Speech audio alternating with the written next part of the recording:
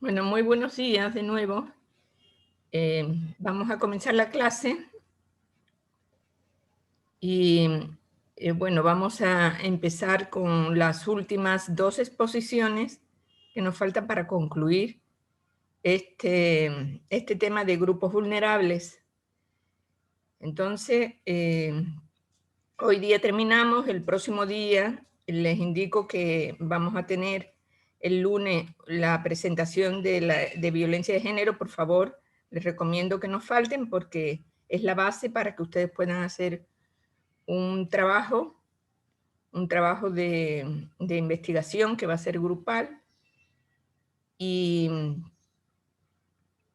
por favor, pues ya la semana que viene, pues tendremos el día martes un taller para preparar el debate, que sería la siguiente semana, y estaríamos ya en el tema final, en los dos temas finales, o sea, violencia de género y buenas prácticas en los servicios de salud. Entonces, señores, pues nos vamos acercando ya a cumplir todos los objetivos del programa de asignatura, y hoy día pues terminamos esta exposición que espero que les haya hecho reflexionar y que ustedes profundicen, porque estos son temas que realmente pues hay que profundizar. Eso ya depende del interés de cada uno en dicha temática. Bueno, vamos a comenzar el grupo número 2 con el tema niñas, niños y adolescentes.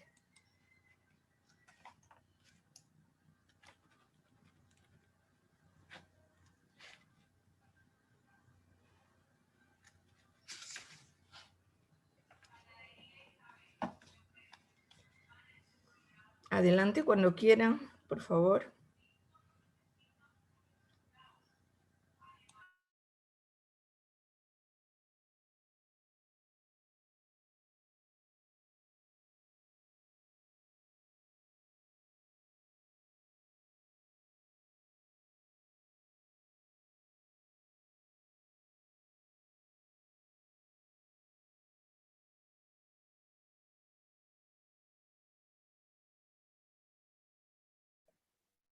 Buenos días, compañeros, compañeras, docente presente. Nosotros somos el grupo número 7 y hoy le vamos a hablar sobre niños, niñas y adolescentes. A continuación, mi compañero.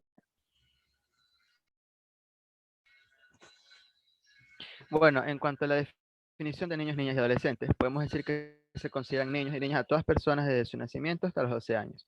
Y a los adolescentes se los considera a partir de los 13 años hasta la mayoría de edad. Además, estos aquí están comprendidos entre el grupo de prioridad o de vulnerabilidad. Y bueno, sus derechos son garantizados y estos aquí cuentan con una protección. Además, si están en situaciones en las que intervengan niños y niñas, es necesario escucharlos y en este caso pedirle su opinión. Entonces, en cuanto a los tipos de los derechos humanos que cuentan estos, la siguiente diapositiva, por favor. Ya, tenemos en este caso que en el artículo 45, pues, del cuerpo legal se manifiesta que los niños y niñas y adolescentes gozan de los derechos comunes de todos los seres humanos. Por ejemplo, como los fundamentales tenemos el respeto a la vida, a la libertad, a la discriminación, libertad de asociación, así como también a los que son específicos para su edad. Como en el segundo inciso se establece que los niños y adolescentes tienen derechos a la integridad física y psíquica. Además, a una identidad, nombre y ciudadanía, es decir, a contar con una identidad personal, a la salud integral, nutrición, a la educación, esto siendo un derecho más importante en cuanto a su grupo, la educación y la cultura, el deporte, la recreación, la seguridad social, a tener una familia y por último podemos decir que disfrutar de la convivencia familiar. Además, es necesario escucharlos ya que su opinión también es fundamental para mantener un país de democracia. La siguiente diapositiva, por favor. Ahora bien, pasemos a hablar sobre las características de los niños, niñas y adolescentes. Bueno, este aquí más bien está ligado pues a las características que se pueden llevar a cabo en la sociedad, como son en este caso trabajos que estos pueden llegar a realizar debido a debido a un gasto familiar excesivo, pues y ellos quieren aportar con su grano de arena. Sin embargo, estos aquí no reciben un pago excelente tampoco. Y bueno, tenemos en este caso que según la Comisión Nacional de los Derechos Humanos, estos casi la mitad de los niños y niñas no reciben un pago, bien estés en especie, pues y además suelen abandonar estos trabajos, bueno, sus estudios, perdón, y trabajan en zonas de riesgo, donde están propensos a sufrir de accidentes, enfermedades y lesiones. Además que estos aquí no cuentan con un seguro. Podemos deducir que es una práctica subculturalizada y aceptada socialmente, a pesar de lo dañina que suele ser. Sin embargo, esto, como lo mencioné hace un instante, pues esto lo hacen para contribuir al gasto familiar. Y de acuerdo con los datos de las organizaciones internacionales, los niños y niñas son una población altamente afectada por la trata de personas en el país, principalmente en el rango de edades de los 13 a los 17 años en población migrante extranjera. Ahora bien, aquí estamos observando una tabla pues, en la cual se clasifica pues, los diferentes trabajos que estos pueden llegar a realizar. Y bueno, las características. Como lo mencioné, pues todo esto aquí lo hacen para cubrir el gasto familiar, pues ya que esto también está ligado a la pobreza. Al no contar su familia con gran capital, pues estos acuden a un trabajo propio. En cuanto, bueno, y además que no es bien pagado. En cuanto a la clasificación, tenemos el trabajo en calle, que bueno, las características son que, bueno, por citar un ejemplo, pues son venta ambulante, limpieza de calzado, de coches, espectáculos callejeros, guías turísticas ocasionales, recolección de basura, repartidores de mercancías, eh, y bueno, entre otras. Tenemos en este caso pues el trabajo doméstico. Bueno, esto es una práctica muy común y bueno, estos aquí suelen realizar todo tipo de trabajo en el hogar de sus patrones y además están muy propensos a sufrir diversos tipos de abusos. En cuanto a su trabajo servil, se refiere que los niños y niñas son separados de sus familias y por engaño o fuerza. Estos niños realizan labores en todo tipo de, claro, labores en este caso como agrícolas, mineras, industriales o domésticas.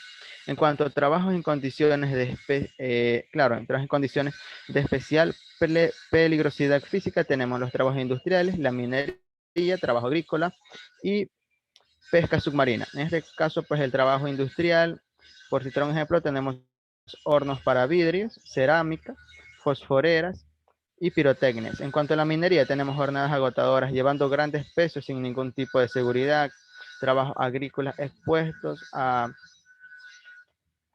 claro, trabajos agrícolas y también tenemos pesca submarina. Claro, estos aquí se sumergen a grandes profundidades pues durante muchas horas al día y sin protección, equipos especializados. Bueno, sería todo en cuanto a mi exposición. La siguiente, ahí está. Distribución y estadística a nivel nacional. En Ecuador se dice que viven a cerca de 6 millones de niñas, niños y adolescentes de 0 a 17 años, lo que va a corresponder a lo que es el 35% de la población total del país. La pirámide demográfica registra una distribución en su base, lo que significa que cada vez hay relativamente menos niñas, niños de 0 a 4 años y que hace 10 años la mayoría de etarios eran menor a los 18 años. Hoy va a representar lo que es el 28%, como podemos observar en el gráfico número 1. Los niños, niñas y adolescentes de 5 a 11 años van a ser los más numerosos, que representan el 39% del total, y el 36% restante van a ser lo que son los adolescentes de 12 a 17 años. En la costa es la región de la mayor, como observamos en el gráfico número 2, la costa es la región con mayor cantidad de niños, niñas y adolescentes. En ella habita lo que es la mitad de la infancia y adolescencia del país, que es decir, que equivale al 50%. En la sierra el porcentaje llega al 43%, y es en la Amazonía la región que tiene menor número, donde va a habitar el 100% de la niñez y adolescencia del país. Los niños, niñas y adolescentes viven sobre todo en las ciudades, de 7 de cada 10, y mientras que 3 de cada 10 moran en lo que es el área rural, que va a equivaler a lo que es el 30%. En la siguiente diapositiva, por favor. Una mirada al tema a lo que es a nivel internacional.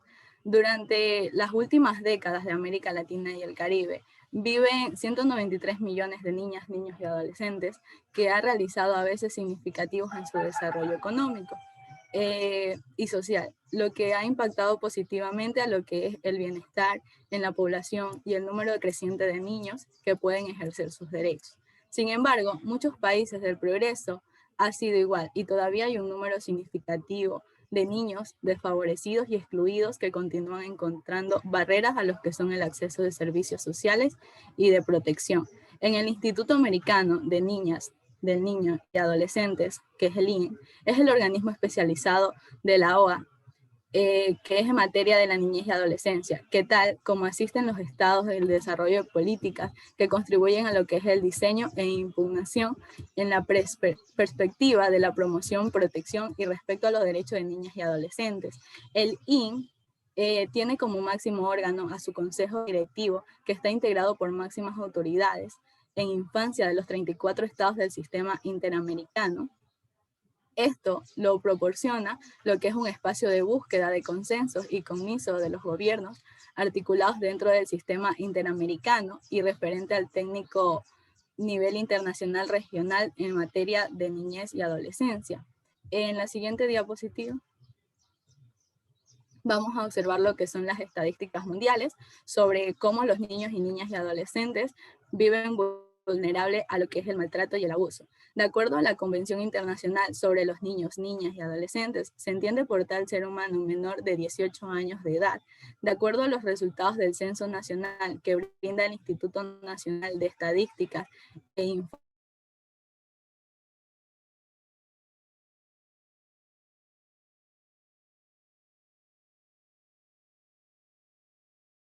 y es decir que el resto va a ser lo que son los adolescentes. Por las características propias de sus edades, los niños, niñas y adolescentes requieren lo que es el apoyo de las personas adultas para que los ciudadanos afecto y protección deban ser lo que son los acompañados a su proceso de desarrollo hasta lograr lo que es la autovalencia. Se considera que los niños, niñas y adolescentes en una población vulnerable lo son porque al contar con lo que es la autonomía en posición de desventaja para poder hacer efectivo lo que son sus derechos y libertades, necesitamos que la autonomía, que es algo que se va adquiriendo progresivamente, a medida que crecen y se socializan, pues a veces llega a un proceso donde no se logra de tal manera apropiada por un conjunto de condiciones sociales, culturales y económicas que le impiden disfrutar lo que son sus derechos. Como vemos ahí, las estadísticas mundiales de los niños y niñas adolescentes que han sufrido maltrato son económica, psicológica, física y sexual. También tenemos que han sufrido maltratos psicológicos, físicos, sexuales, bueno, la han puesto más. De acuerdo a lo que es el Plan de Acción por la Infancia y la Adolescencia entre el 2012 al 2021, se considera que el maltrato infantil a toda su acción u omisión internacional no es una ocasión que hace daño real o potencial en el perjuicio del desarrollo o la supervivencia y la dignidad de lo que es la niña, el niño y el adolescente, en el contexto de una relación de responsabilidad, confianza o poder. Esta acción u omisión puede ser producida por individuos, por instituciones, por la sociedad en su conjunto. Se va a suponer que es la vulneración de los derechos de niños, niñas y adolescentes. Eso sería todo en cuanto a mi tema. A continuación, mi compañero. Derechos de los niños, niñas y adolescentes. Los niños, niñas y adolescentes, como toda persona, cuenta con derechos. Y por ende, al contar con derechos, también cuenta con deberes, ¿no? Podemos tener de los diferentes derechos, el derecho a vivir en condiciones de bienestar y en un sano desarrollo integral, derecho a la protección de la salud y a la seguridad social, derecho a la educación, derecho a la libertad de convicciones éticas, pensamiento, conciencia, religión y cultura. Eso en base a ciertos derechos por ahí sueltos, pero en el Código de la Niñez y Adolescencia, que es la legislación que se encarga de proteger y respaldar a este grupo del que estamos hablando, en el título tercero de este código del primer libro, se hace de manera más detallada, se explican los diferentes derechos, dividiéndolos en 4 grupos, que son los derechos de supervivencia, los derechos relacionados con el desarrollo, los derechos de protección y los derechos de participación, en los cuales en cada grupo de derechos van a haber muchos derechos, pero simplemente me voy a limitar a hablar de 5 en ciertos casos. En los derechos de supervivencia, que son muy abundantes, ¿no? Tenemos derecho a la vida, derecho a tener una familia y a la convivencia familiar, derecho a una vida digna, derecho a la salud y derecho a un medio ambiente sano, que lo pudimos apreciar en lo que es la diapositiva que está aquí. El segundo grupo son los derechos relacionados con el desarrollo. Y estos, como dice el nombre, no es en base al desarrollo del niño, la niña o del adolescente. Y los derechos que podemos encontrar ahí son derecho a la identidad, lo que es el nombre, la nacionalidad y las relaciones familiares. Conservar, desarrollar y fortalecer la cultura, el derecho a la identificación, el derecho a la educación, el derecho a la recreación. En los derechos de protección, aquí son menos derechos y es en base a la protección, ¿no?, de los niños, niñas y adolescentes. Derechos a la integridad física, psicológica, cultural, afectiva y sexual. Derechos también a la libertad personal, dignidad, autoestima, honor y reputación. El último grupo sería el grupo de los derechos de participación. En lo que es la diapositiva pudimos ver uno que sería el derecho a la libertad de convicciones éticas, pensamiento, conciencia, religión y cultura. También en este grupo podemos hallar lo que son derechos a la libertad de expresión y derecho a lo que es la libre reunión. Recalcarnos que por ende al tener derechos vamos a también tener responsabilidades y deberes. En este caso, este grupo, los niños, niñas y adolescentes. Siguiente diapositiva. Legislación vigente en Ecuador que les protege. Como mencioné anteriormente, la legislación en Ecuador que protege y respalda a este grupo, a los niños, niñas y adolescentes, es el Código de la Niñez y Adolescencia, que entró en vigor el 3 de julio del 2003. Y este código, bueno, es un conjunto de normas jurídicas que regula el ejercicio y la protección de los derechos, en este caso del grupo del que estamos hablando.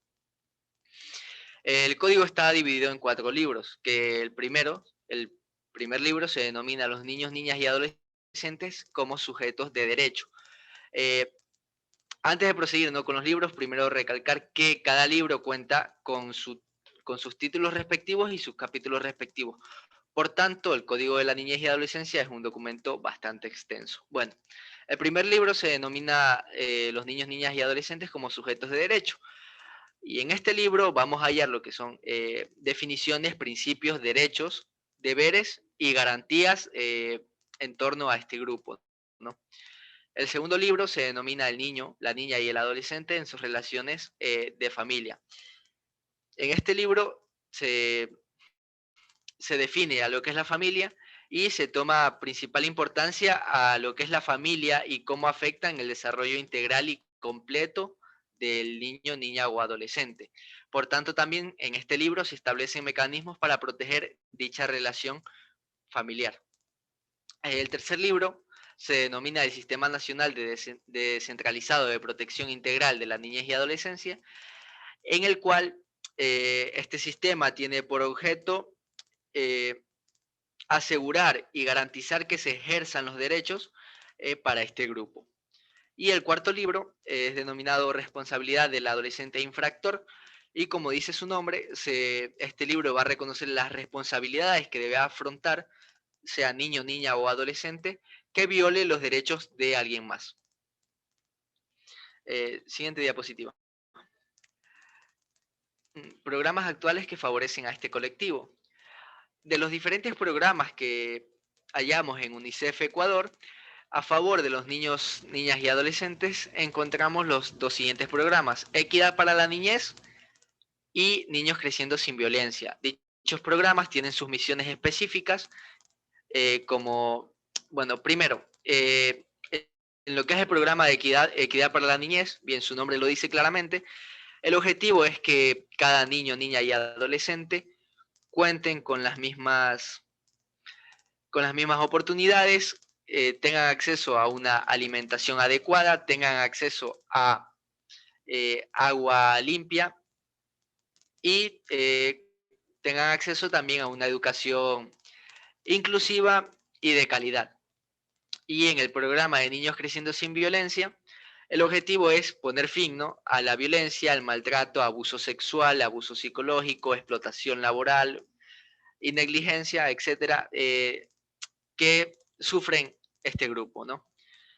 Ahora, cada programa tiene su misión específica. En Equidad para la Niñez podemos ver, ¿no?, programas en contra de la desnutrición, de la obesidad infantil, programas para asegurar la salud maternal, asegurar el acceso al agua, al saneamiento y la higiene. En el programa de Niños Creciendo Sin Violencia, también sus propios programas específicos, prevención de la violencia, un programa para al momento de haber emergencias, los organismos tanto nacionales como internacionales actúen en favor de este grupo y de los demás, y para los niños que se encuentran en movilidad humana. A continuación, mi compañera. Programas que favorecen a ese colectivo. Como mi compañero ya también lo mencionó, algunos programas, yo les voy a hablar sobre el programa de primera infancia. Este programa fue creado en el gobierno de Lenín Moreno y la estrategia nacional para esta de primera infancia es estar liderada por el Ministerio Coordinador del Desarrollo Social, que se ejecuta desde 2012 a través de una visión integral. Y es también una apuesta nacional para potenciar, o sea, el desarrollo integral de los niños y las niñas, que son menores de 5 años. Aquí se consideran las condiciones también de vida, también la estimulación temprana, la educación, la nutrición, el efecto durante la primera infancia y condicionan en el futuro de las personas. En el marco constitucional, la Constitución de la República aquí del Ecuador establece en su artículo 13 que las personas colectivas tienen derecho al acceso seguro, sanos, suficiente y nutritivos. Dentro también establece también en su artículo 32 que la salud es un derecho que se garantiza en el Estado. Aquí cuya realización, o sea, esta se vincula con el ejercicio de los otros derechos. Entre ellos tenemos como el derecho al agua, el derecho a la alimentación, el derecho a la educación, el derecho a la cultura física, el trabajo, la seguridad social, los ambientes sanos y otros derechos que nos puedan ayudar en el buen vivir. Como objetivo general, bueno, aquí el objetivo general de la Estrategia Nacional de la Infancia en Plena es brindar la atención integral a la desde algunos enfoques de sus derechos, considerando aquí los diversos contextos también territoriales, también la interculturalidad y también el género, también la cobertura, la calidad de los servicios dirigidos, ya sean a los niños, como mencioné, de niños de 0 a 5 años de edad. Como objetivos específicos, aquí intenta incrementar el acceso y la cobertura de los servicios que estos apulen al derecho integral de los niños y niñas menores de 0 a 5 años. También una es impulsar la calidad de los servicios integrales de la primera infancia. En el Ministerio de Salud, bueno, aquí durante el 2014, el MSP, que es el proveedor de servicios gestionados, realizó 2 controles también de peso y talla del 90% de los niños y niñas que asisten a este servicio de centros infantiles del buen vivir. Y el CNH también, y también en la educación inicial. Con tuvieron un apoyo con los educadores y docentes para que el MSP alcanzó aquí lo que es la universalización de las vacunas y también de las vacunas del rotavirus y la petavalente y también el neumo, también de las niñas y niñas menores de 1 año. Aquí también cabe destacar que en el 2015, 7.985 niñas y niñas menores de 12 meses y 6.618 niñas y niñas también de 12 meses a 36 meses también recibieron lo que son las vacunas. En la siguiente diapositiva, los aspectos positivos. Bueno, uno de los aspectos positivos que ofrecen aquí oportunidades para aprender las reglas de la interacción social, Otro efecto positivo también son los efectos duraderos y positivos de un cuidado infantil de alta calidad, incluso en el rendimiento escolar. También fortalece lo que es las capacidades de las familias y la comunidad para promover el desarrollo integral infantil. En los aspectos negativos, aquí, bueno, aquí uno de los aspectos negativos es la edad, porque solamente son menores de 5 años que cuentan con estos servicios. Y también uno sería la naturaleza del cuidado no parental y en la forma en que los niños y niñas eh, de diferentes orígenes familiares con con diferentes necesidades educativas y desarrollo involuntario, o sea, se ven afectados en esto. En los problemas, bueno, aquí estuvieron unos estudiantes investigando y bueno, ellos dieron su crítica. Aquí dice que cuando estos estudiantes fueron de desarrollo temprano, o sea, comenzaron a explorar todo lo que es el impacto de los cuidados no parentales, ellos dijeron que se preguntaron, o sea, por primera vez, si el cuidado por otras personas que no fueron las madres en dañino o sería inofensivo. O sea, que esto, de acuerdo a muchas teorías, también dicen que el cuidado infantil puede ser problemático para niños y niñas pequeñas y también preescolares. Pusieron un ejemplo que es de la teoría del apego, de que relaciona el éxito del desarrollo socioemocional temprano, que este desarrollo, o sea, se hacen a las relaciones de confianza, que son apegos, con algunas figuras también de referencia, como padres y madres. Esto es debido a que la falta del cuidado parental aquí también implica también mucho en la separación de estas figuras, o sea, para el cuidado primario. Pero según la teoría, o sea, la de mayor preocupación fue que, o sea, aquí ellos sostuvieron que se podría, o sea, se podría dañar el apego primario y por tanto tener efectos adversos según el desarrollo emocional de cada niño. Pero también se argumentó que quienes proporcionan el cuidado, en promedio, no tenían un compromiso con las responsabilidades que implicaba tal y cual estos pueden asumir los que son los padres y las madres. Pero sí dijeron también una visión más positiva que fue en el cuidado, que fue adelantada por el desarrollo de las teorías también. Y también el valor de la estimulación, que estaba bien diseñada, y también la instrucción sobre el desarrollo mental y comunicativo que tienen también los niños y niñas. En el siguiente día, bueno, ya está ahí, vamos a hablar sobre otra fundación que es el MIES. Y bueno, este programa fue creado en el gobierno de Rafael Correa por el Ministerio de la Inclusión Económica y Social, que se encuentra consolidado a la escala nacional también de los servicios de los derechos infantiles integrales. Durante enero y febrero, aquí se firmaron convenios que, o sea, funcionamientos, o sea, de todos los centros infantiles también del Buen Vivir.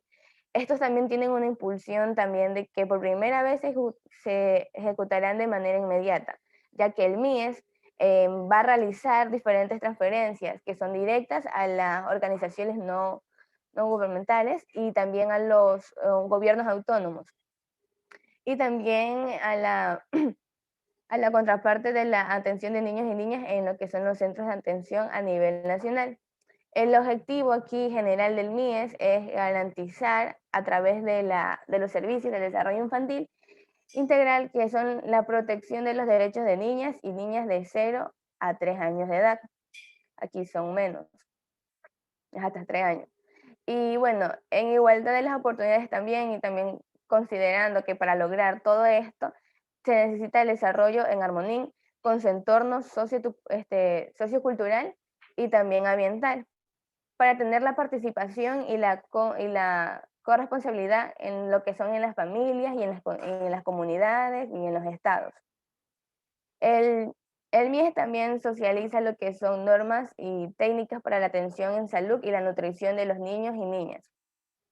La Unidad de Desarrollo Infantil del Ministerio de Inclusión Social, el MIES, Rumiñahui, aquí socializó una norma que es la técnica de articulación intersectorial, que, bueno, que en esta En esta cátedra, el Ministerio de Salud Pública hace un instrumento que es metodológico que establece una adecuada y oportuna atención de salud a los niños y niñas, como mencioné, de 0 a 3 años de edad, para que sean usuarios y usuarias de servicios de centros infantiles del buen vivir, también del CNH y el Ministerio de Salud Pública.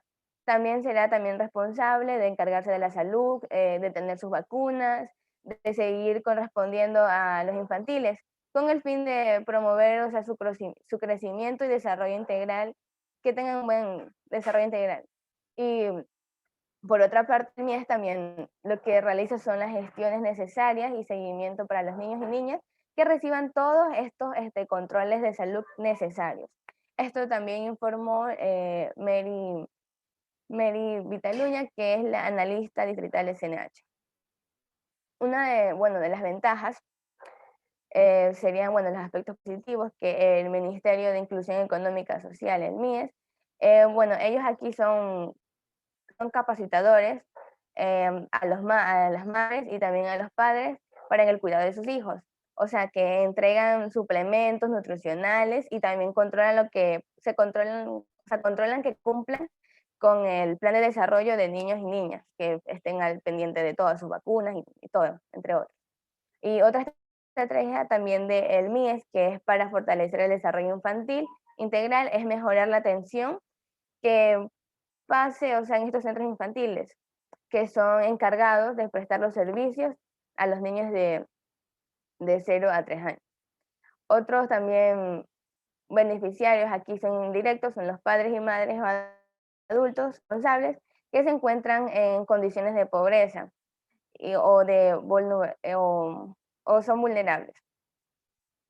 Y aparte de esto, voy a decir que Ecuador ocupa el 6º lugar del ranking en el desarrollo infantil de América Latina, por debajo de Chile también, Argentina, Brasil, Uruguay y Colombia, porque si bien los esfuerzos del gobierno para mejorar la calidad de la atención integral a los niños son muy importantes en lo que es la corresponsabilidad de la familia y la comunidad. Por eso los programas de gobierno involucran a los padres en el proceso de desarrollo para tener una mejor relación. Una de las desventajas son los niños, solamente los beneficiarios son de niños de 0 a 3 años. Y otra desventaja fue que el MIES, o sea, él ha indicado también, ha dicho que tiene que mejorar los servicios de atención al desarrollo infantil, porque al principio no era tan buena con los cuidadores. Porque estos centros infantiles también significa que tenemos que ir creciendo con nuestros hijos, o sea, se ha profesionalizado con la atención para los niños y niñas de contracción técnicos y profesionales, o sea, ellos buscan mejorar esto, pero ya con el tiempo ya han mejorado lo que es el cuidado con los niños. Y también otra problemática infantil también que también en su estudio, que está implicado en una zona también rural. Esto también mostró también el retraso del desarrollo de la motricidad, o sea, fina, y se asoció, o sea, con el bajo peso al nacer. También cabe mencionar que la pobreza también es un aspecto también negativo, pero este programa busca beneficiar a estas personas, ayudarles en lo más que pueda, así que aquí el MIES sí hace eso. Y en los problemas, como ya mencionamos, es superar la pobreza, y en especial también la pobreza extrema, porque este compromiso del gobierno nacional, en particular, es el actor principal de la implantación de la política de la inclusión social y económica, que son dirigidas a la población con mayor riesgo y también para alcanzar lo que son los logros. Aquí, hace un tiempo, el MIES rompió, o sea, por decir, con la política y dio paso a una visión que considera a la familia como el eje también de toda la política social a través de acciones enfocadas para mejorar lo que son las condiciones, también reconociendo que se debe trabajar de manera integral con los niños y niñas y adolescentes, jóvenes adultos, mayores y también con los discapacitados. Esto lo hacen con el fin de fomentar y fortalecer el desarrollo infantil integral en los primeros años de vida, para que ellos aumenten las posibilidades de que los niños, niñas, niños, adolescentes terminen la educación básica, ya accedan a sus estudios universitarios, que les posibilitará, o sea, encontrar trabajos y de esta manera puedan mejorar su calidad de vida y las de su familia. Y por último, otra organización que vela también por el bienestar de los niños y niñas es la UNICEF, que actualmente trabaja en 190 países, incluidos en el Ecuador. Voy a dar una pequeña introducción porque no está aquí. El UNICEF en Ecuador significa el Fondo de Naciones Unidas para la Infancia. Está, bueno, como mencioné, está en Ecuador desde 1973, al igual que los otros 190 países. Y bueno, esta organización es a nivel mundial y desde UNICEF en Ecuador ha apoyado también al gobierno nacional, a las instituciones estables y a las organizaciones sociales y civiles para proteger lo que son los derechos de los niños y niñas y ayudarles a alcanzar su máximo potencial. Este programa de UNICEF en Ecuador también desarrolla dos grandes estrategias. Una es que es creciendo sin violencia. Esto no quiere decir que no nos compromete a continuar a nosotros con las acciones para que los niños y niñas y adolescentes crezcan libres, sin violencia, sin maltrato, sin explotación, sin abuso, de negligencia. Por ello, UNICEF contribuirá a crecer desde los niños y niñas para que estén protegidos y prevenir lo que es también el embarazo adolescente como consecuencia del abuso sexual. La segunda es la equidad para la niñez. Aquí dice que se centran en lo que son en nuestros esfuerzos para que todos los niños y niñas y adolescentes cuenten con las mismas oportunidades también y tengan una salud, que se alimenten adecuadamente, que accedan al agua limpia y a una educación de calidad que es inclusiva a la intelectual, que esta nos deja, o sea, que no quieren dejar a nadie afuera, porque todos tenemos el derecho de estudiar. Gracias. Esta ha sido toda la exposición por parte de nuestro grupo. Bueno, quizá dejar en claro algunas cosas. Los niños están divididos en una serie de grupos. Ustedes saben que, bueno, que el ser humano es parte de los mamíferos y el ser humano, la cría del ser humano, es la única que nace desvalida completamente. Ustedes han visto, por ejemplo, nacer un potrillo, se levanta, nacer una jirafa, se levanta y empieza a correr. El niño, desde el nacimiento hasta la pubertad, necesita el cuidado de la familia y de la sociedad. Entonces se dividen en 4 grupos, de 0 a 4 años, que son los preescolares, que tienen un crecimiento acelerado y que necesitan un cuidado extremo. Después están los escolares, que van de 5 a 11 años, y están después los adolescentes de 12 a 17 años, donde ya adquieren independencia, una cierta independencia, y ya hay un desarrollo integral de la personalidad. Bueno, eso para aclarar, creo que todos lo saben, pero de cualquier manera para aclararlo. También les tengo que decir que el Ecuador fue uno de los primeros países de América Latina en suscribir la Convención Internacional de los Derechos del Niño, y que empezó a trabajar arduamente desde el Instituto Nacional del Niño y la Familia, que en esos momentos, en ese tiempo era una ONG, que tenía una subvención estatal que dependía del Estado, porque tenía una buena subvención. Ahí había muchísimos profesionales llamados niñólogos, o sea, especialistas en toda esa fase de desarrollo de la niñez, que se encargaron de empezar a organizar lo que fue después el Código de la Niñez y Adolescencia. Por eso rápidamente el Ecuador pudo superar el trabajo infantil, que era algo bastante penoso en el Ecuador. Los niños estaban en ladrillera, estaban en los mercados, estaban en fábricas. Entonces eso se erradicó. Después también se erradicó bastante el maltrato institucional en los colegios y escuelas, que era naturalizado. Era normal que los profesores pues tuvieran lo que se llama aquí en Manabí un boyero, que es como una especie de cuerda de piel de cerdo con la que maltrataban a los niños. Entonces eso se erradicó inmediatamente que entramos a la suscripción de la Convención Internacional de los Derechos del Niño. Se fue trabajando para erradicar todo eso.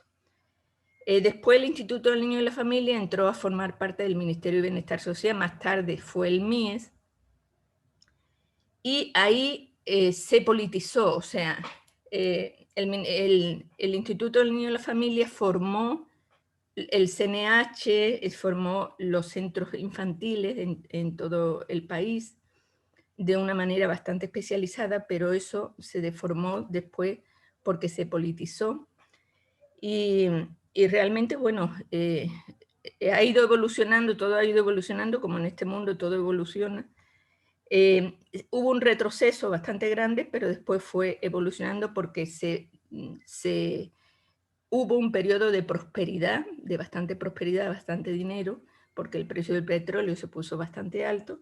Entonces ahí se desarrollaron los centros infantiles, pero hubo ese retroceso de que no estaban especializados como estaban anteriormente. Eso ha costado trabajo hasta ahora de volver a esos centros tan especializados. Bueno, esa es un poco la historia, yo les puedo decir, porque he estado de cerca, yo he sido parte del sistema de protección integral de la niña y adolescencia aquí en Manta. Cuando se formó, nosotros formamos el sistema de protección integral, las juntas de protección, se incorporó a adolescentes dentro del sistema de protección del Consejo de la Niña y Adolescencia de Manta, que estuvimos trabajando algunos años con el alcalde, y se avanzó en la protección de derechos de aquí del Cantón Manta, y realmente pues se creó todo ese sistema que decía el Código de la Niña y Adolescencia. Entonces se ha ido avanzando porque Ecuador ya tenía una base importante desde hacía muchos años. Y realmente pues eso ha sido un modelo para muchos países de América Latina. Muy bien, niños, niñas, adolescentes. Ahora pasamos a lo que es personas privadas de libertad.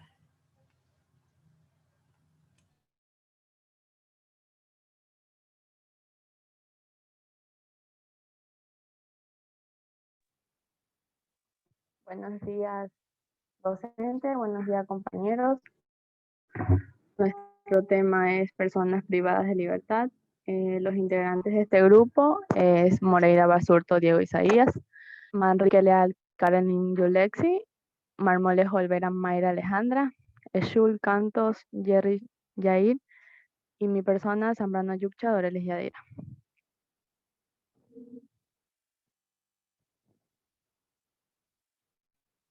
Privados de libertad. La privación de libertad es la acción que consiste en despojar a alguien de su libertad ambulatoria, recluyéndola sin tener en cuenta su voluntad en un edificio cerrado destinado a tal efecto. Hay distintas formas de privación de libertad. La forma más común viene a través de la detención. La autoridad policial o judicial tienen conferidas facultades legales para poder detener a una persona y por lo tanto producir la privación de libertad. En varios supuestos se intenta cometer un delito si se le sorprende cometiéndolo, o incluso si se tienen indicios raciales para suspender lo que se ha cometido. También es susceptible de sufrir la privación de libertad quien se fuga de un establecimiento carcelatorio o está bajo una orden de busca y captura por orden de un juez o juzgado tribunal. La persona que está sometida a la privación de libertad tiene derecho a ser informada de los motivos de la detención y de sus y de sus derechos. La situación de la privación de libertad es absolutamente excepcional. Por lo tanto, debe limitarse temporalmente y solo debe permanecer bajo custodia policial de privación de libertad el tiempo necesario para la recogida de datos esenciales que permita el juez, en su caso, hacer una valoración de los hechos en los que se haya participado. Diapositiva.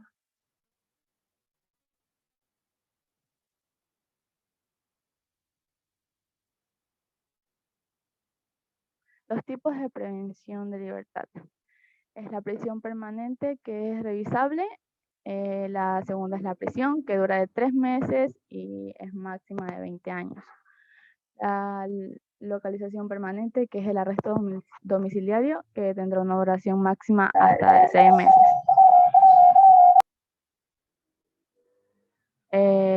Por impago de multa, que cada día esta privación de libertad equivaldrá a una jornada de trabajo. Y las penas accesorias, que son inferiores a 10 años. Siguiente diapositiva. Las causas de las privaciones de libertad. La cantidad de personas privadas de libertad es el aumento de sentencias condenatorias en juicios ordinarios, la entrada en funcionamiento de tribunales de fragancia y la frecuencia de duración de la prisión preventiva de los jueces y juezas dictan para arriesgar a los impunadores de delito. Cuando causas de encarcelamiento se destacan 4 delitos: contra la propiedad, contra la ley de los psicotrópicos sexuales y contra la vida. Muchas gracias.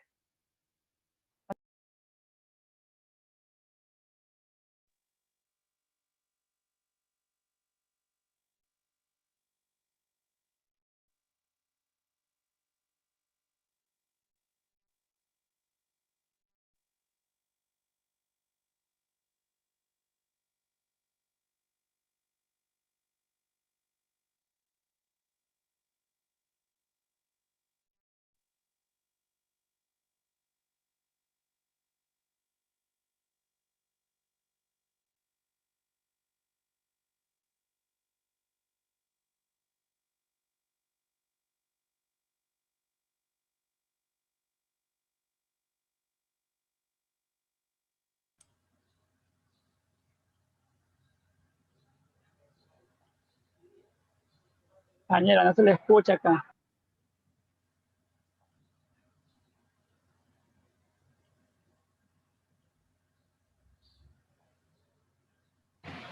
¿Ahí me escuchan? Hola, hola, hola. Sí, ahí sí. A ver, le decía a la doctora que antes de que me tocara a mí, le tocaba al compañero Jerry Schultz, pero no asistió a clases y no tengo conocimiento del por qué. Así que por eso continúo yo con el tema de derecho de las personas privadas de libertad. ¿Ya? Entonces, había dicho que cuando una persona es privada de su libertad, el tribunal lo determina de 3 formas diferentes. Una que es a través de una orden de detención o de arresto en contra de una persona. Otra que es al ordenar la prisión preventiva de una persona y al condenar a la persona a cumplir pena de presidio. Entonces, ¿qué derechos tiene una persona privada de libertad? Que tiene derecho a que se le informe por qué es detenido o detenida y le muestren la orden de detención. Una persona, ¿esto qué quiere decir? Cuando una persona es privada de su libertad, tiene derecho a que le indiquen específica y claramente cuál es el motivo o cargos que se le imputan. Igualmente, salvo en el caso de un delito flagrante, deben mostrarle la orden emitida por el tribunal que permite su detención. Otro derecho es que se le informen todos sus derechos. El funcionario del Estado a cargo del procedimiento de detención debe informar sobre los derechos de la persona que está siendo detenida.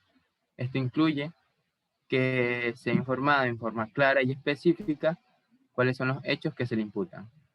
El derecho a ser desde los primeros actos de investigación a entrevistarse en privado con su abogado o abogada y el derecho a guardar silencio.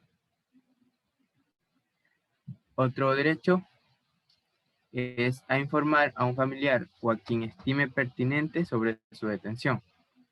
Toda persona que ha sido privada de su libertad tiene derecho a informar a un familiar.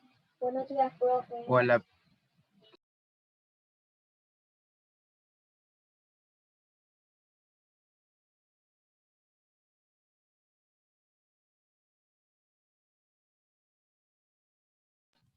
Ya, disculpe. Ya, había dicho a informar a un familiar o a quien estime pertinente sobre su detención. ¿Qué quiere decir? Que toda persona que ha sido privada de su libertad tiene derecho a informar a un familiar o a la persona que considere más adecuada sobre su situación.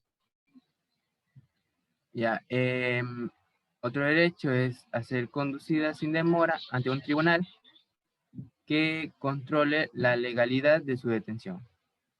¿Qué quiere decir? Que toda persona que sea privada de libertad tiene derecho a que se le lleve ante un juzgado para verificar que su privación de libertad respete las leyes y tomar conocimiento de las condiciones en las cuales se encuentra dicha persona.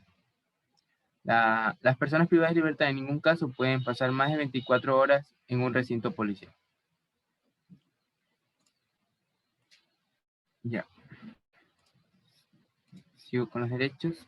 Otra es que tiene derecho a denunciar si ha sido víctima de algún delito durante la detención. ¿Qué quiere decir? Cuando las personas privadas de libertad sean víctimas de un delito durante su detención, debe desarrollarse una investigación que determine las responsabilidades que tienen las personas que lo cometieron. Esto va a estar encargado por la Policía de Investigaciones, que deben colaborar ayudando en la investigación que lleve adelante el Ministerio Público. Otro derecho es que las personas privadas de libertad tienen derecho a ser conducidas a un lugar de detención público y que quede constancia de su ingreso. Ya. Toda persona que sea privada de su libertad, cualquiera sea el motivo, debe ser llevada a un lugar público destinado para recibirlas, en base a una orden judicial que decrete la privación de libertad. Y debe existir un registro público de las personas privadas de libertad y de la orden de la autoridad que legalmente decrete el ingreso a la detención. Otro derecho es que las personas privadas de libertad tienen derecho a ser tratadas como inocentes mientras no exista una condena en su contra. Ya, las personas son consideradas inocentes y deben ser tratadas como tales hasta que no se las declare culpables por una sentencia firme. Otro derecho es a la defensa y a ser asistida por un abogado. Toda persona tiene derecho a ser defendida por un abogado. La persona puede escoger a su abogado de confianza y si no tuviese, el Ministerio Público o el tribunal debe solicitar que se le asigne un profesional de la Defensoría Penal Pública. Ya, es muy importante saber que la asignación del abogado debe ser antes de la realización de la primera audiencia del tribunal. Otro derecho es a recibir visitas y comunicación. Esto quiere decir que una persona que se encuentre privada de libertad tiene derecho a recibir visitas y a comunicarse por escrito o por cualquier otro medio. Ya. Ahora, ¿qué derechos tiene una persona privada de libertad en un recinto penitenciario? Bueno, las personas que están privadas de libertad en un recinto penitenciario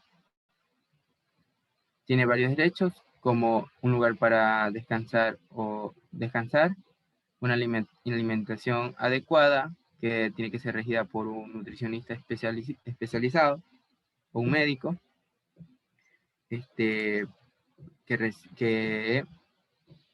puede recibir paquetes o encomiendas que obviamente tienen que pasar por un registro y control.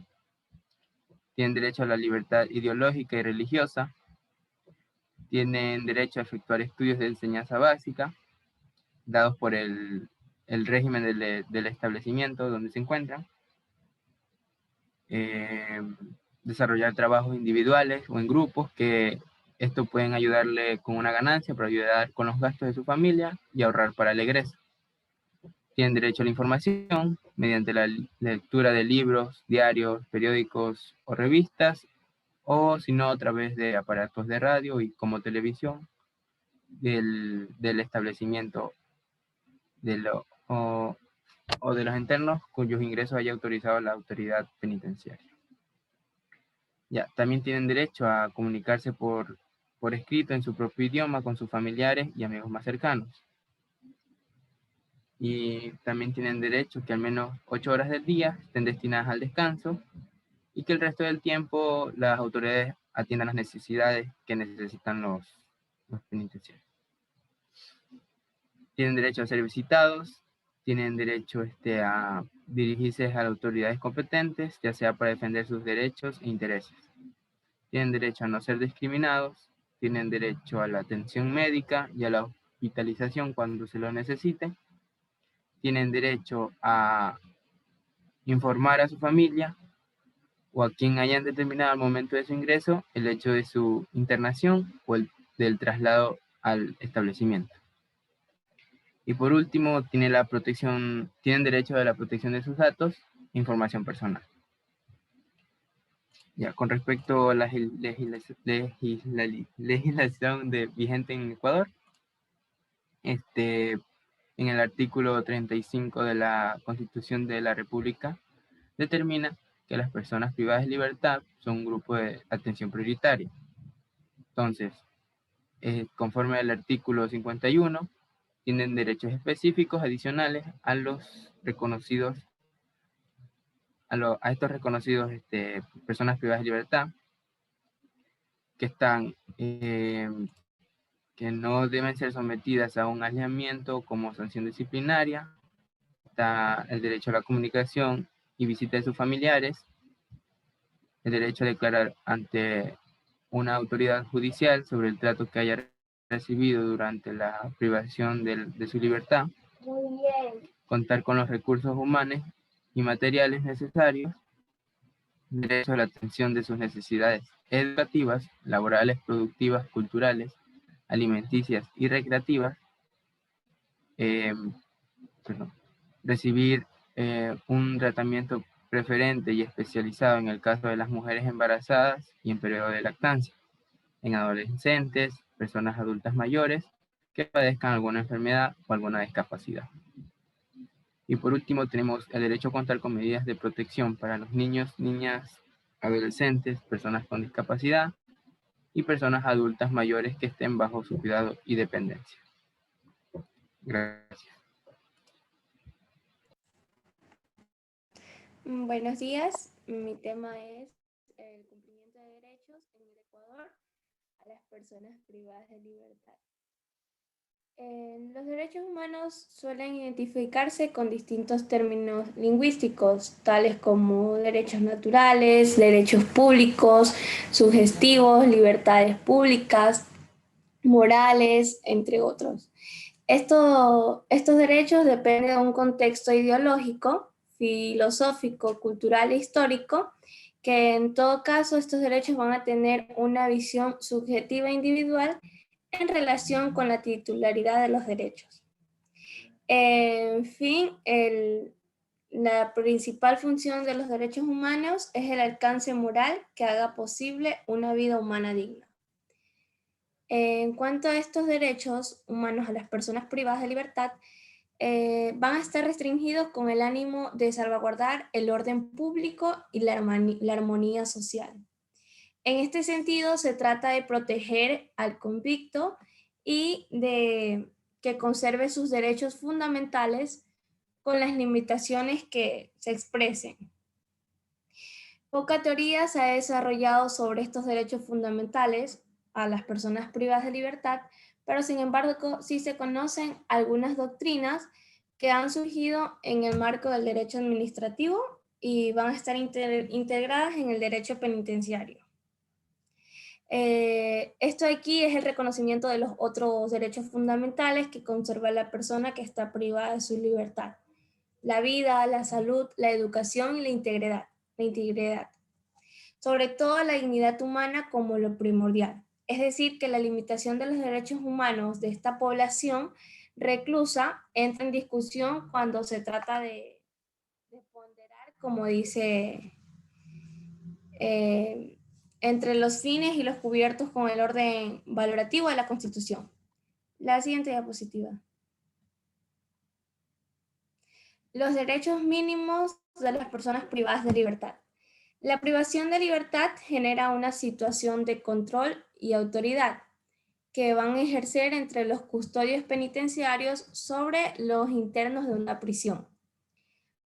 Pues desde ese momento que una persona es detenida, pasa a ser vigilada por quien los resguarda, a nombre de administración penitenciaria. En estas circunstancias, cuando estos derechos se vuelven altamente vulnerables, sobre todo estas personas corren el riesgo de ser sometidas a la tortura y los tratos crueles e inhumanos, desagradantes. Surge la necesidad de establecer los derechos mínimos. De las fuentes internacionales se puede obtener, en conclusión, los siguientes derechos consagrados para las personas privadas de libertad, que es respeto a la dignidad de la persona, el respeto al derecho a la vida, a la integridad personal, física y psíquica, prohibición de la tortura y otros tratos o penas crueles, inhumanos o desagradantes.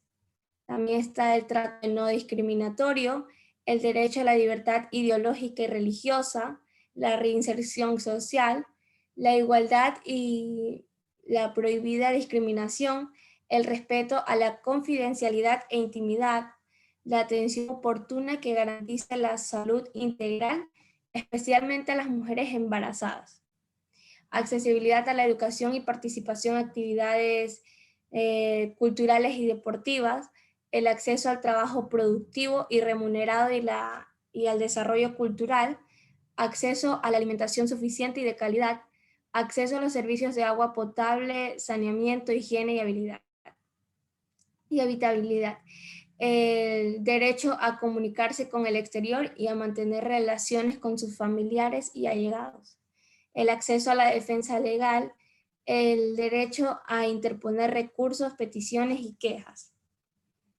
La siguiente diapositiva.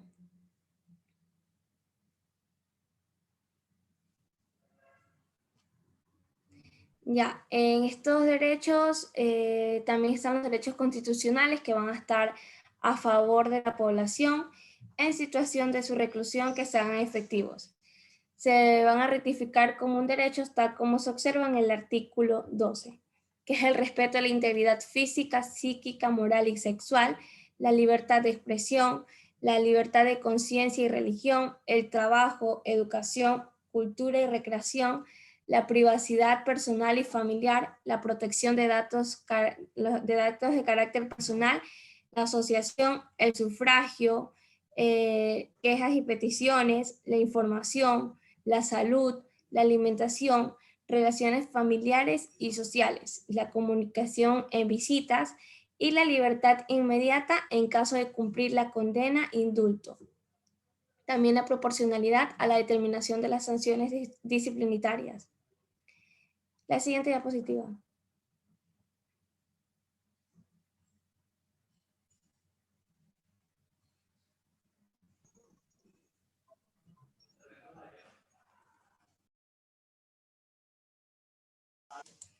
Ya, y por último están los programas actuales que favorecen a estas personas privadas de libertad. En el desarrollo y la implementación de la ejecución, los programas educativos, sociales, laborales y terapéuticos fortalecen las capacidades de estas personas. Se considera de vital importancia y determinarían el éxito o fracaso de la condena. Por lo tanto, para que este sistema de rehabilitación social en el Ecuador sea exitoso, debe concentrarse en la ejecución de planes educativos, en la capacitación y formación laboral en los reos, el desarrollo de talleres artesanales e industriales, en la facilidad del acceso de salud, la participación en actividades culturales y la recreación, talleres de salud mental, física, entre otros, Estos dichos programas deben ser dirigidos a todas las personas privadas de libertad, sin excepción, y cumpliendo con el principio básico que es la igualdad y de legalidad. La importancia inherente que tiene esta elaboración, el desarrollo y ejecución de programas terapéuticos, educativos, laborales, como ya se había dicho antes, fortalece las capacidades a las personas privadas de libertad. Estos aquí se dotan en conocimientos en distintas áreas con el fin de adquirir competencias que les permitan tener éxito en el mercado laboral. Por esto es importante diseñar y ofertar los diversos programas terapéuticos, talleres educativos y de formación profesional. Esto aquí también en cuenta como las necesidades de cada persona privada de libertad y aspectos como las relaciones familiares, el régimen de visitas, la situación económica, el acceso a un abogado y a la defensa. Muchas gracias.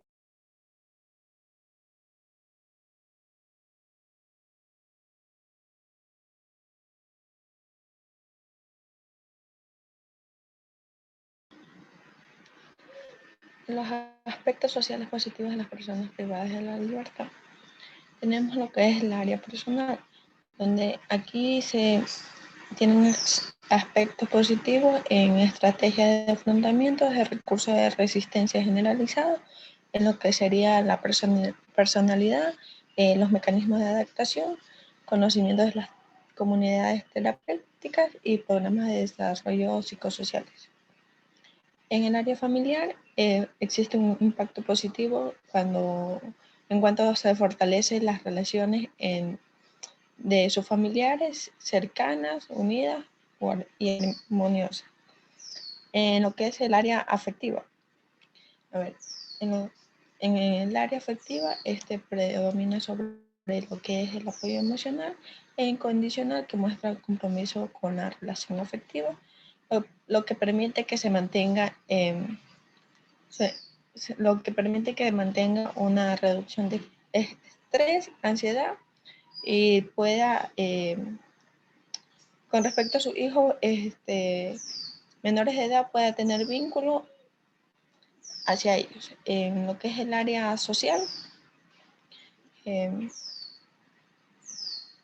evidencia lo que es una ruptura con las relaciones interpersonales, pero se adquiere lo que sería el concepto de amistad, también compañerismo en la instancia de prisión, lo que funcionaría como un afecto positivo. En lo que es el área escolar, aquí se refleja lo que es una vinculación con las actividades educativas, donde permite tener relaciones interpersonales, estimulaciones mentales, sensaciones de superación personal, ocupaciones de tiempo libre, y también permitiría lo que es el fortalecimiento de las capacidades. En el área laboral, presenta lo que es un alto involucramiento en programas de trabajo, donde fortalecería hábitos, destrezas, habilidades y competencias, donde pueden tener una creatividad, autonomía, concentración, y también incluye para mejorar su autoestima. En lo que es el área espiritual, se percibe un cambio en cuanto a estrategias de afrontamiento, búsquedas de apoyo social y soluciones de problemas para proveer un bienestar a nivel moral y emocional. Y en la siguiente diapositiva.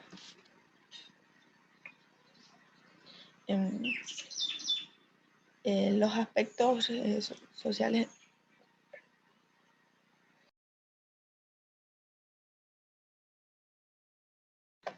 En los aspectos sociales negativos de las personas privadas de la libertad, tenemos que conllevan una serie de consecuencias, pues las situaciones de vida cambian lo que sería radicalmente, donde se tiene la pérdida de libre locomoción, que es un impacto emocional y social, que se vuelve muy severo por el cambio involuntario de sus hábitos, contexto, gente, pérdida de intimidad, etc.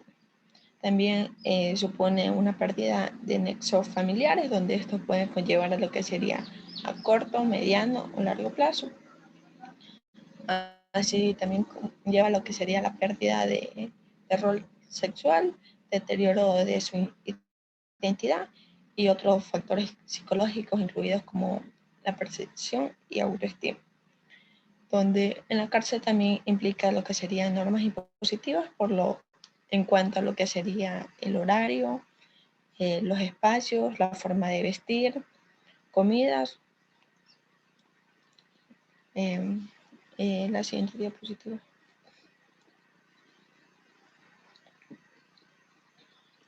El acceso.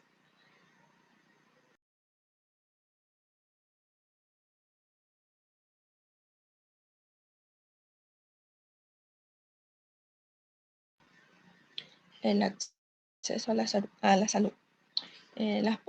Aquí las personas privadas de la libertad, ellas tienen derecho a la salud, sea preventiva, curativa y de rehabilitación. Puede ser como física, como mental, oportuna, especializada e integral, donde para garantizar este ejercicio se debe considerar las condiciones específicas de cada grupo de la población privada de la libertad, donde en los centros de privación de libertad de lo que serían las mujeres, el departamento médico solo debe constar con lo que es personal femenino especializado, mientras que en los centros de privación de libertad para los hombres pueden ser personal médico femenino y masculino.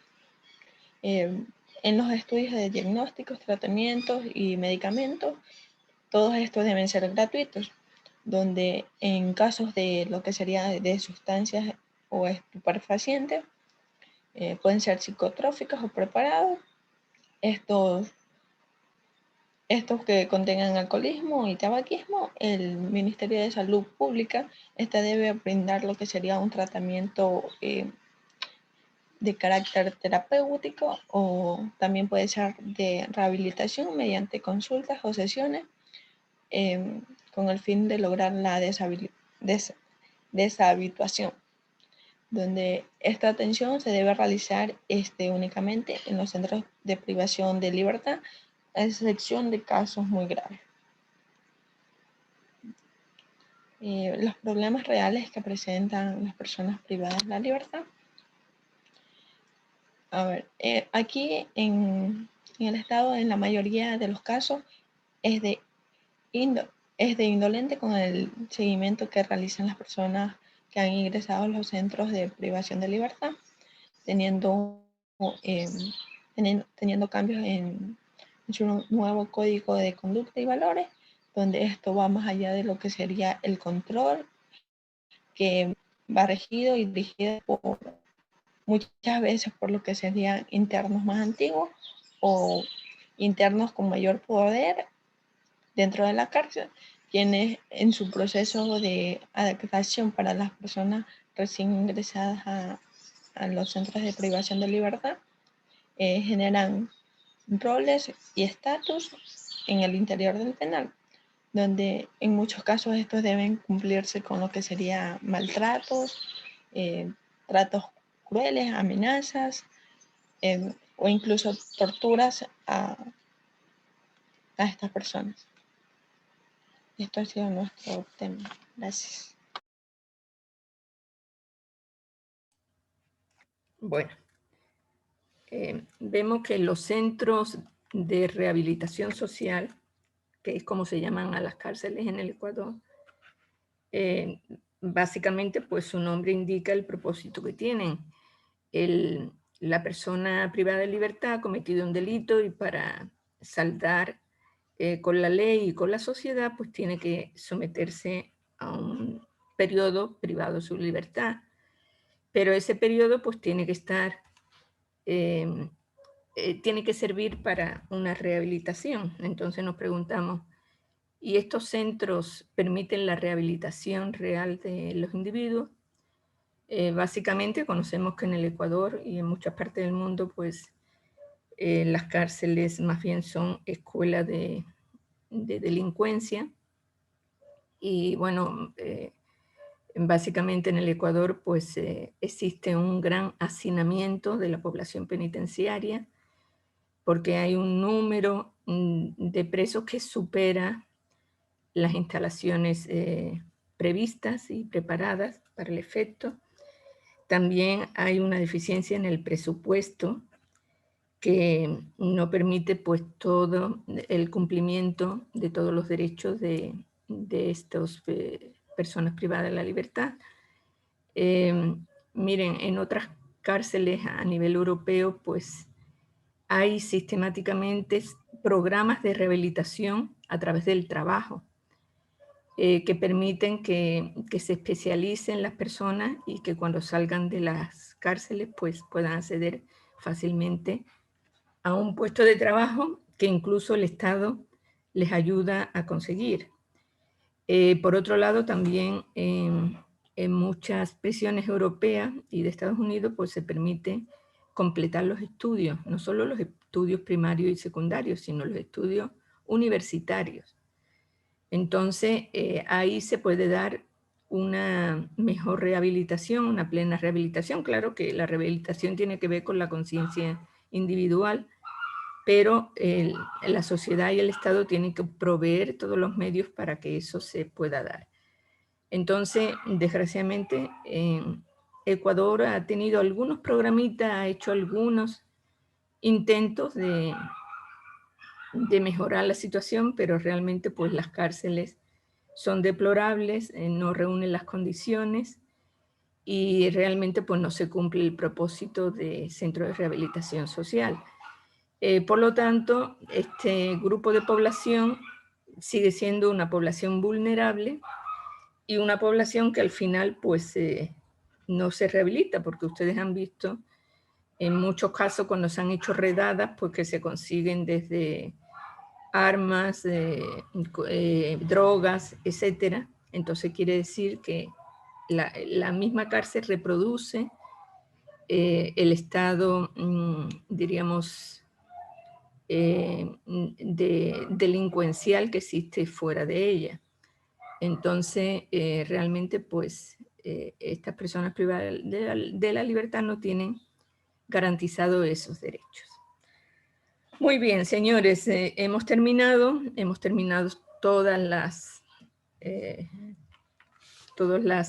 los grupos vulnerables, los grupos prioritarios según la Constitución ecuatoriana.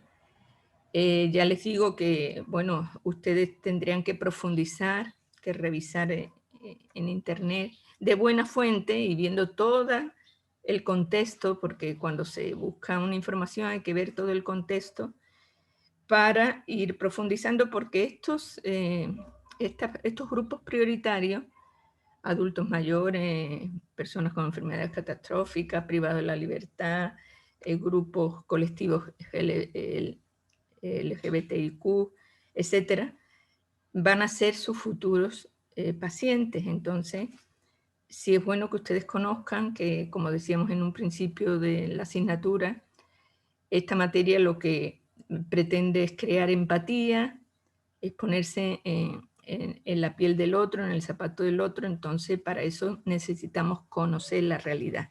Entonces, yo les invito a que sigan ustedes profundizando estos temas, los temas que más les gusten, para que conozcan a cabalidad la situación de estos grupos prioritarios. Muy bien, señores, hemos terminado y nos veríamos el próximo lunes. Vamos a comenzar otro tema que sería violencia de género.